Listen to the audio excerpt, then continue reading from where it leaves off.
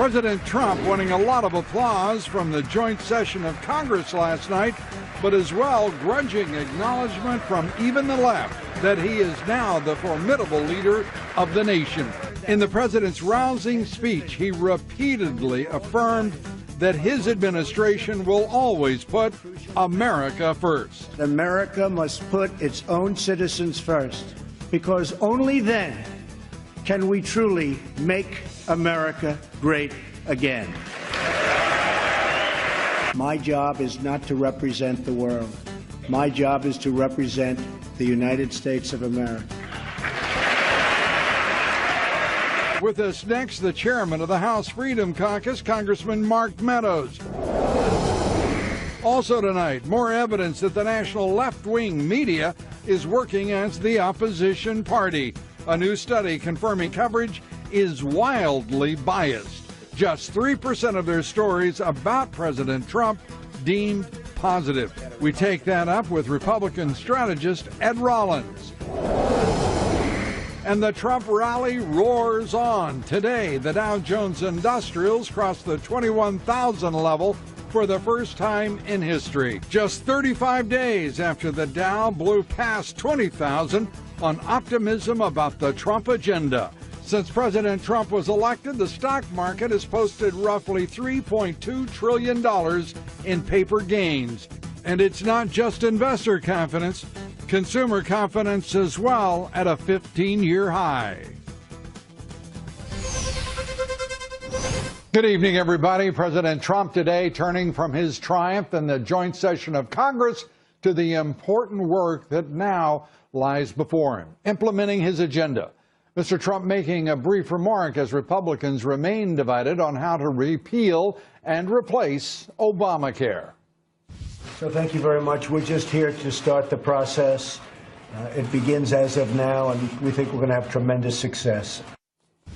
The president's meeting comes after an address well received by even the left-wing national media. A CBS News poll, of all people, watched the address, and they found 76% of their viewers approved of the speech. 82% found it presidential.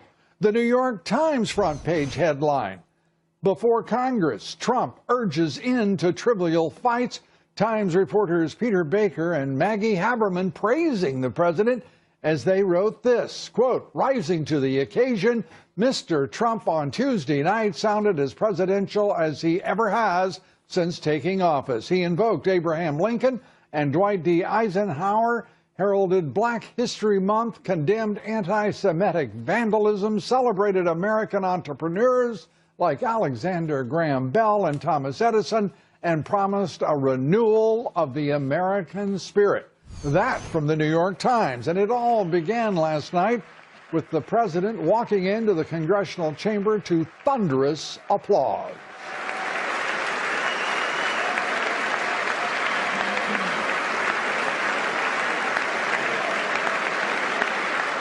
Five minutes worth of applause as he entered and went to the podium. Mr. Trump then delivered a unifying message, a call to action on the nation's challenges. The time for small thinking is over. The time for trivial fights is behind us. We just need the courage to share the dreams that fill our hearts, the bravery to express the hopes that stir our souls, and the confidence to turn those hopes and those dreams into action. From now on, America will be empowered by our aspirations, not burdened by our fears. Joining us tonight to discuss the president's pledge to put small thinking behind us and answer whether House Republican leadership can do just that when it comes to the repeal and replacement of Obamacare. Chairman of the House Freedom Caucus, Congressman Mark Meadows, joining us tonight. Congressman, great to have you with us. There is some rising concern about the leadership's view of what is acceptable and what will make sense for the American people in the repeal of Obamacare. And right now, that does not mean true and complete repeal of Obamacare in the minds of many. Your thoughts? Lou, you're spot on with your analysis. I can tell you that what happens is a partial repeal and a partial replacement is not something that the American people want us to do. In fact, President Trump said that he was going to repeal it and replace it, but that doesn't mean keep part of the taxes. It doesn't mean do a new tax. It doesn't mean create a new entitlement program. And so, Lou, my concern is that we've got to get this right. The president wants to get it right. He wants to make sure there's a safety net for those people that need it. Mm-hmm. But the other part of that is we can't do that by raising taxes on the manufacturing workers across the country. And the Speaker of the House, once again, it's within his control, his power, to bring this into line with the 2015 repeal that you all voted on and that President Obama vetoed. Why not, as so many of your colleagues have said, why not just move that legislation and be done with it? Well, Lou, you're right. I mean, we voted on something. We passed it in the House, passed it in the Senate, sent it to President Obama, and he vetoed it. Why don't we send that same bill to this president, let him sign it? I'm all in favor of putting a replacement plan on the House floor the same day, but we've seemed to conflate the two, and what we're doing is we're making it not really a replacement, not really a repeal. It just becomes another big government program, and to think that this big government program will replace one that doesn't work and that this one will work any better is defying history. And so we've got to get it right. Hopefully we will. I can tell you I've been working today with a lot of my colleagues and Chairman Brady on Ways and Means to see if we can find something that makes fiscal sense for the American people. That wouldn't include taxes on the American people, that wouldn't include income credits, that would, I mean, when we go through this, it's really deeply troubling to me as I watch it from afar. I will tell you, because this president has promised to drain the swamp. It is his agenda that is responsible for the election, not only his election, but of so many in the House and so many in the Senate. And right. to defy the American people on this is a very big mistake, it seems to me, for Speaker Ryan and his leadership. And there would be an accounting, and it would be, I think, a very damaging to the president. Well, the president is committed to doing it right. I know I believe him to be a man of his word, and he wants to do it right. We in the House are committed to making sure that Let me be clear, that Congressman, I'm not talking about him being the architect of that injury. Right. I'm saying that Paul Ryan is, and I'm saying it as clearly as I can. It's got to stop.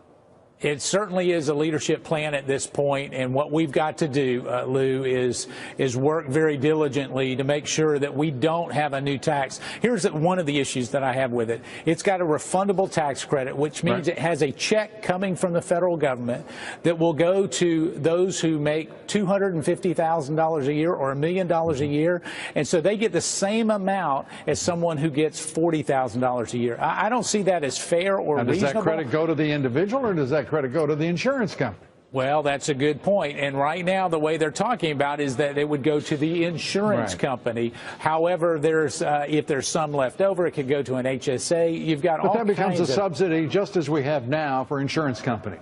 Exactly. It's a subsidy by another name. And these games are being played by a leadership that apparently thinks that we are as foolish as the Democrats were back in 2009 and 10. We're not. Well, we're not. And I can tell you that I'm hearing from a lot of people across the country who says, you know, what we've got to do is repeal it. And you're right. We did it in 2015. We need to do the same thing today. Senator Rand Paul has a good proposal out there that I believe is better than the one that we're being asked to consider from our leadership. And yet at the same time, perhaps we blend the two. Perhaps we find a way to take some of what Dr. Rand Paul has done and work on providing a better safety net. I think we just have to get this right and negotiate, but we've got to do it quickly. Everything is stacking up, and we've got tax reform, we got to fix the VA, we got to make sure our military's there, and we've got to get that done before August. Well, if the leadership of the House is going to continue to be try to keep the American people in the dark, play games with tax credits, refundable tax credits, subsidies, no matter what you call them, and at the same time bring forward another tax, a Cadillac tax on certain plans.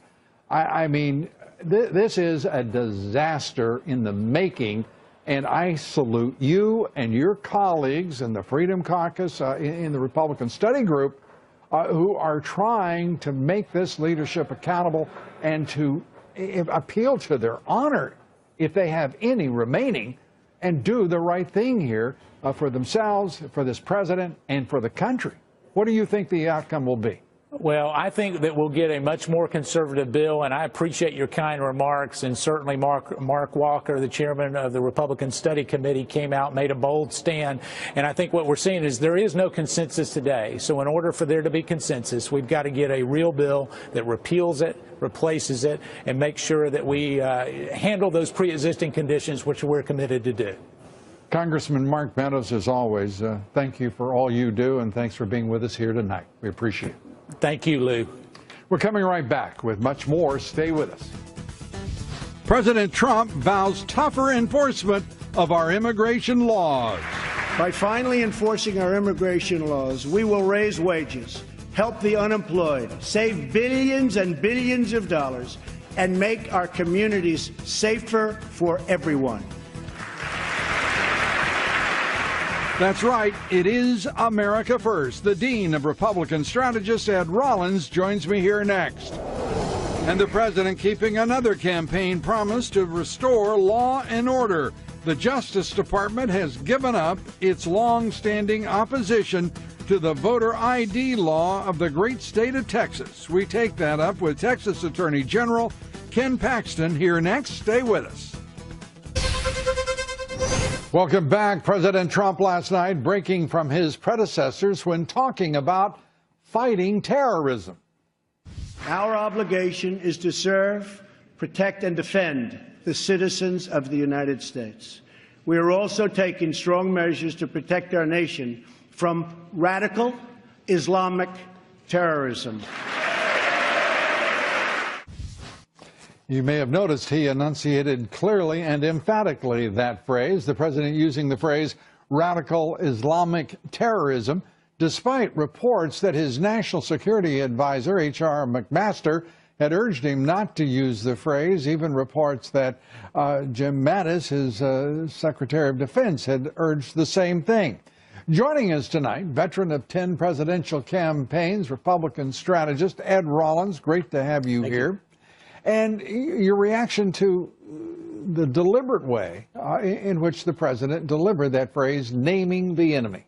Well, I think it's very important. It's what he said all the way through. And obviously, no disrespect to Secretary of Defense or to his National Security Advisor, but they are advisors. He's the president. He gets to say what he wants to say and what he believes. And that's what he said all the way through the campaign. I think it's a very emphatic point that he's making, and I think he needs to make it. The president also, and I concur with you on that, I find it troubling, actually, that some of his advisors might be suggesting caution in that. We saw it with George W. Bush. It turned out to be a disastrous idea on the part of Condoleezza Rice and his national security team, President Bush's. We saw the same thing with President Obama, and now we're 15 years later into this conflict, and still discussing things like terms of reference when talking about radical Islam, radical Islamists. It's troubling. I think this president was very emphatic last night. His top priority is the U.S. military. The tremendous thing he did for the Navy SEAL Owens and his wife. A wonderful moment. A wonderful moment. Repeatedly in the course of the night, he said, if we're going to put these young men and women in combat, we're going to make sure they're equipped. I don't think I mean, if I was sitting out there and thinking about any kind of activity against the U.S., I'd be very concerned. But more important, if I was a U.S. military, I'd be very enthused about my new commander-in-chief. Without question, and I think millions of Americans very enthused about our president. He dominated that room. He literally owned the evening. It was his command, his connection to the audience, and I'm talking about beyond those in the chamber, remarkable. Well, the overwhelming numbers that are coming back, I mean, anybody that gives a State of the Union speech and gets 70, 80% approval is amazing. The expectations were low. As I said on this show before, it's a very difficult speech to make. He came off with great strength. I had the privilege of following Ronald Reagan. I worked in both the first and the second term and ran his campaign, so I heard many of his speeches. This was a Reaganist speech. He's not quite as smooth as Reagan or as practiced, but the strength was there and the words were there, and Reagan could have stood up there and read the teleprompter. But at the end of the day, it was the strength that Trump showed last night that I found very encouraging. He wasn't scared. Again, this is what I see as the problems in America. This is solutions that I want to try and tackle. And together, as you're going to talk about later, is the mission. I thought it was a very good speech. Yeah, as he entered the room, I said last night on the air that he looked to me to be the most comfortable person in the entire room. He knew what he wanted to say. He was prepared, right, and carried it off, I think, terrifically. Let's turn to one of the issues that is becoming increasingly troubling, I believe, for this administration, and certainly for the House of Representatives. Talking with Mark Meadows, the chairman of the Freedom Caucus, the Republican Study Committee, there is a division in this House because the leadership in the person of Speaker Ryan is trying to run a game instead of drive an agenda on the part of this president. And it looks like there's going to be real trouble that will result. President Trump ran on an agenda. Paul Ryan did not run on an agenda. Paul Ryan is the man who basically presides over the House of Representatives and is the leader. But at the end of the day, it's the president's agenda that senators, Republican House members all ran on, and he has a right to get what he wants. What they can do is put the fine details to it or what have you, but you can't come up with an alternative agenda. And this is going to be such a trademark on Republicans. We are now taking this Obamacare on as our responsibility, and we had better fix it and fix it right, and we better not have any quibbles about how we do it. What is the motivation for Ryan? You know, I think Ryan obviously has bigger ambitions than being Speaker. Obviously, he liked the vice presidential race 4 years ago. I think he's talked in the past about other responsibilities. I think in the back of his head, he someday sees himself as a presidential candidate. But I think the critical thing... Are you saying he's sabotaging one president in order to satisfy his ambition? No, I'm not saying that. What I'm saying to you is I think that he basically is a creature of the House, and I think at this point in time, we've not had a president for a period of time, and during his entire, he's had a short speakership. But the role of the speaker is to preside over the House, not to basically make the national policy. Is he going to come to his senses? I assume he will. And the critical thing here is if he doesn't. Well, there's 218 members who basically make up a majority in the House, and we have a bigger majority of that, but 218 pass things, and the president then has to sit down and make sure it's his way or Ryan's way, and if it's Ryan's way, it's probably going to end up a disaster. All right. Ed Rollins. Thank you. Thanks so much. Do you believe the House leadership will pay a political price if it does not repeal Obamacare? Cast your vote on Twitter at Lou Dobbs. We'd like to hear from you. Follow me on Twitter at Lou Dobbs. Like me on Facebook. Follow me on Instagram at Lou Dobbs Tonight. On Wall Street today, another historic day for stocks. The Dow surging 303 points, closing above, that's right, above 21,000 for the first time ever. It was only 35 days ago that the Dow crossed through 20,000. The S&P rose 32, the Nasdaq up 79. All three major indexes at record highs tonight. Volume on the big board, the heaviest of the year, 4.3 billion shares traded. The Trump rally picking up steam, markets posting $3.2 trillion in paper gains since the election of President Donald Trump. Snapchat set to make its trading debut tomorrow, $17 a share. Snap valued at $24 billion, making it the second biggest IPO since Alibaba back in 2014. It was just a few years ago that Facebook made a very generous offer to Snap, offering $3 billion for the company. I bet there are a lot of folks over there at Snap who are absolutely thrilled that they turned that offer down. A reminder to listen to my reports 3 times a day, coast to coast on the Salem Radio Network. Up next, the president last night delivered a message of unity. For all Americans, This is our vision. This is our mission. But we can only get there together. We are one people with one destiny. A few thoughts now on President Trump's first address to Congress, his message of both unity and resolute determination to make America great again. A new national pride is sweeping across our nation, and a new surge of optimism is placing impossible dreams firmly within our grasp. Democrats and Republicans should get together and unite for the good of our country and for the good of the American people. President Trump's address widely praised. In fact, a CBS News poll, yes, that CBS, shows 76% of Americans who watched the president's address approved.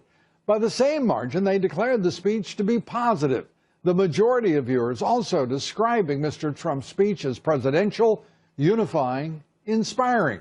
And they're right. He delivered a stem-winder, an outstanding speech, powerful, inspiring, and commanding. And I believe that was in part because President Trump talks about all Americans, the American people about whom he cares greatly. Unlike his predecessor, President Trump talks about we, the people. The president used the word we more than 110 times in last night's speech. And when you include our and us, the total rises to more than 220 instances of first-person plural mentions. President Trump made only 50 mentions of himself. In comparison, President Obama in his first address to a joint session of Congress in 2009 referred to himself 84 times, and first-person plurals weren't ever overused by Mr. Obama. Last night was a remarkable evening for the president, and not even the churlish, petty left, who refused to rise from their seats, could honestly say they were surprised by his performance. They both understand and fear this president's capacity and his determination, and their increasingly diminished political fate. Our quotation of the evening, this one from, appropriately, President Donald Trump, who said, "What separates the winners from the losers is how a person reacts to each new twist of fate." And last night, another new twist of fate and a brighter fate for this president and this country. We're coming right back. My next guest says President Trump's immigration plans will lead to a huge benefit for the state of Texas. He was also the first to go to the aid of the Trump administration in its legal fight over President Trump's original extreme vetting executive order. Joining us tonight, Texas Attorney General Ken Paxton. He's also fighting to defend the state of Texas voter ID law. And we have just this week learned that the Trump administration and the Justice Department will not be opposing the Texas voter ID law. Attorney General, great to have you with us. Let's first deal with the voter ID law and the Justice Department withdrawing its opposition. How important, and what do you expect now? Well, first of all, great to see you in D.C. before the State of the Union yesterday. Yes, and absolutely important. We are very encouraged that the Department of Justice has stepped out of this and that now we're just dealing with private plaintiffs. We feel like our voter ID law was designed to prevent fraud, and we're ready and able to defend that. There were arguments yesterday in Texas on the 2011 Texas voter ID law. What do you expect to come of that? Well, the argument is over whether our voter ID right now has some kind of discriminatory purpose. Right. As you know, photo ID is required in all kinds of places. It's required at the airport. It's required at hotels. It was even required when I went in to argue the case in the Fifth Circuit. So, you know, we're optimistic, and we're going to continue to make our arguments in district court. We expect, you know, that this will go up to the Fifth Circuit and maybe higher. Anyway, either way, we're looking forward to the opportunity to continue to argue our side. And the House in Texas, that's where the sanctuary, the bill opposing sanctuary cities rests. What is your anticipation as that bill moves through the House? Well, you know, I expect it's obviously passed out of the Senate, so I expect the same thing in the House. That bill is designed to basically defund cities and municipalities that are providing sanctuary cities. It's also provided some type of penalties for officials who don't follow the law, who maybe are ignoring federal law and not turning over illegals who are here, who are criminal. And so we'll see what happens. It has a little ways to go, but I'm pretty encouraged by how fast it got out of the Senate. And you've got to be encouraged by this administration's view of things and its approach compared to the previous administration. Is it making your life considerably easier?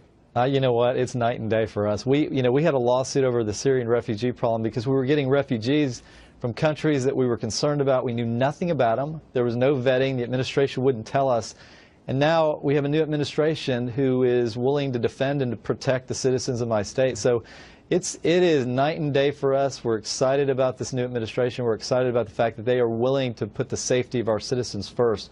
So I couldn't tell you how pleased we are. Attorney General Ken Paxton, good to have you with us. Appreciate Hey, thank you for having me. I appreciate it.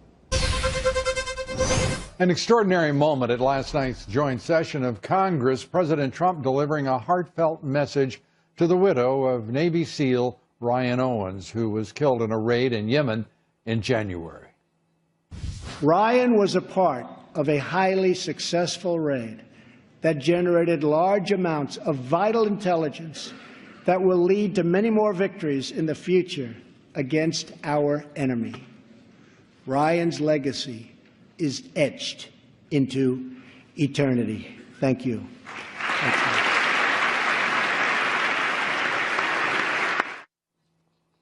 That applause lasted for more than 2 minutes. An extraordinary moment. And joining us tonight is Fred Fleitz. He's Senior Vice President for Policy and Programs at the Center for Security Policy. Fred, good to have you with us. Good to be here. That moment, a moment really to be shared with all of the warriors and the heroes who've fallen in service to this nation. But it really was a wonderful moment and a reminder that the choices that are being made in Washington, D.C. right now on foreign policy and this nation's interest and the deployment of our military has consequences. Your thoughts as you listened to the president last night, name the enemy, radical Islamists, radical Islamic terror. He had been counseled and advised by some of his national security team not to name the enemy. I think that's right. You know what we saw last night, Lou? Competence and principle. And he went past all these negative and fake news stories we've been seeing for weeks. Frankly, I think a lot of the American people were surprised. They've been inundated with this nonsense about disarray and that the president's backing away from his principles. Of course, there's this New York Times story that the General McMaster says that we're not going to use the term radical Islamic terrorism. Let me tell you, I think that was fake news. I'm not going to believe that until I hear it from McMaster. But the president put that story to rest. This is his policy, and he's not backing away from it. You hope that's certainly not true, because we have seen that the case with two administrations that have failed in the war against radical Islamist terror, in part because they didn't have the principle to name the enemy and use the American people and their view of the people's incapacity to comprehend as their excuse not to name the enemy, which was both an insult and a very bad judgment on the part of warriors who mean to kill the enemy.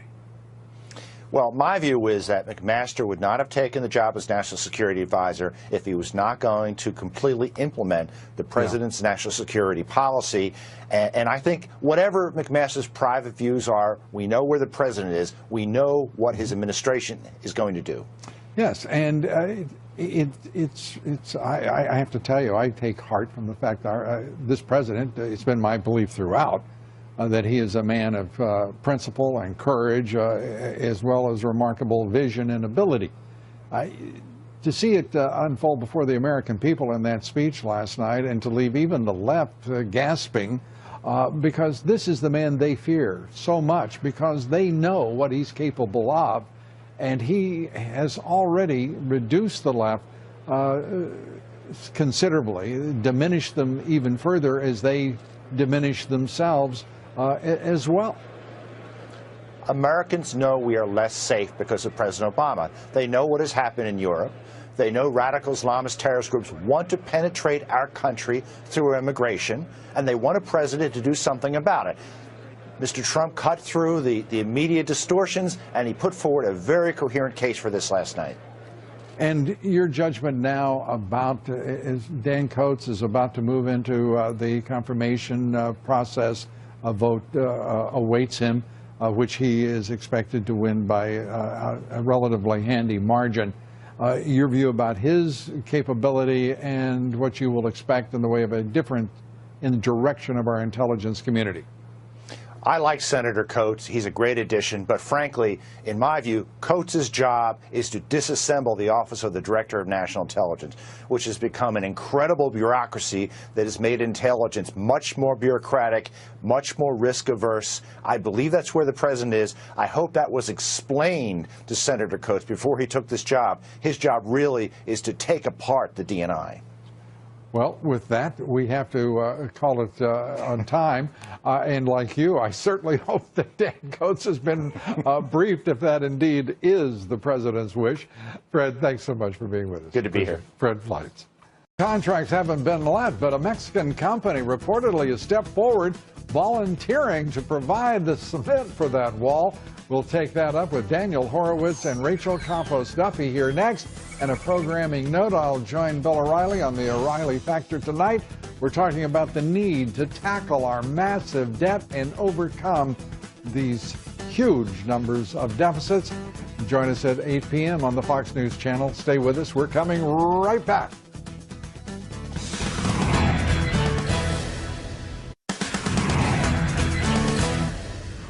Prepare to be shocked. A new study finds only, are you ready? Only 3% of NBC and CBS coverage of the president is positive. That according to Media Tenor, an independent media research firm. They analyzed hundreds of news stories last month, and just yesterday, both the New York Times and CNN published more fake news suggesting President Trump would push amnesty in his address to the joint session of Congress.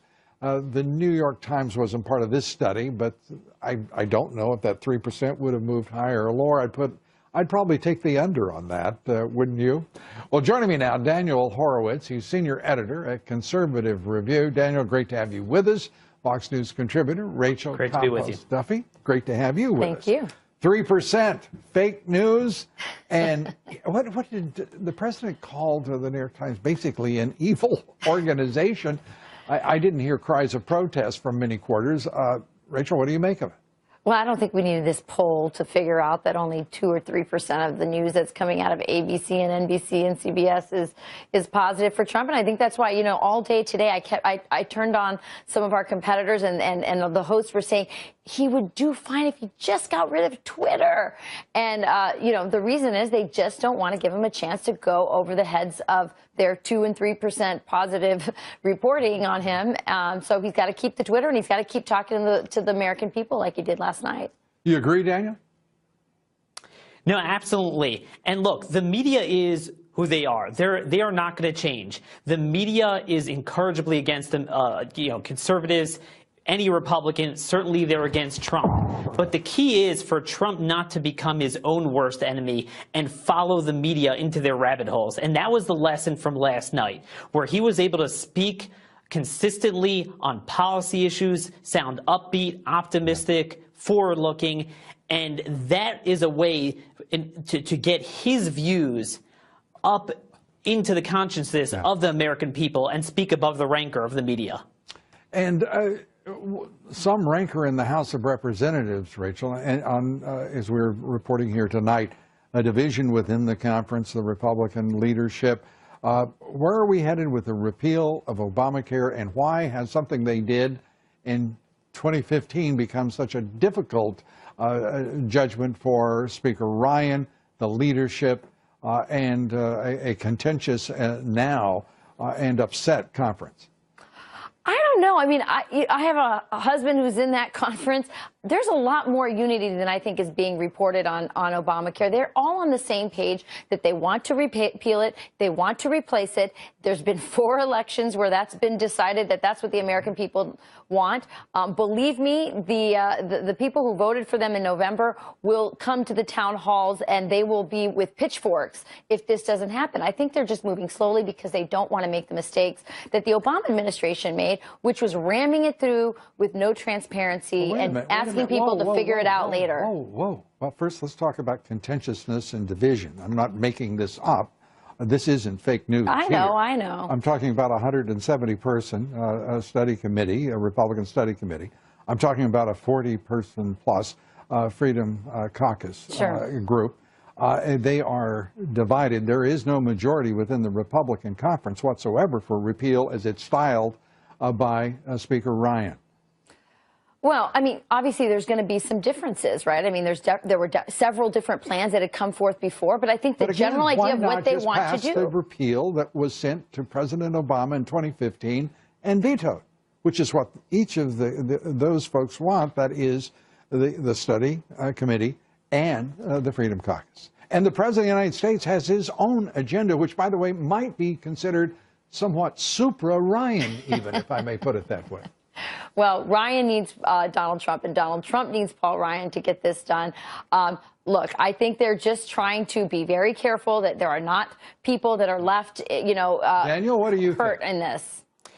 Sorry, gotta disagree there, Rachel. The sad reality is Republicans, most of them in the House, and let me tell you, the House members make the Senate Republicans, look like James Madison compared to them. They don't understand free markets. The official position of the Chamber of Commerce since 2012 has been to fix, not to repeal Obamacare. They don't understand that the worst parts of Obamacare are the actuarially insolvent regulations, and until you get rid of them and until you pursue lowering costs rather than this economic bean counting about coverage numbers, we are never going to get this right. And Trump was right last night. The way to cover more people is to lower costs. All right. And with that, we're out of time. I thank you both. Daniel Horowitz, Rachel Campos-Duffy, and the architect of great collegiality within the House of Representatives. We appreciate your view. As always, Daniel, thanks. Come back soon, both of you. Enjoy talking with you. That's it for us tonight. We thank you for being with us. Tomorrow night, the man who was the deputy campaign manager for one President Donald Trump, David Bossie, joins us among our guests, the newest Fox News contributor. Please be with us. Good night from New York.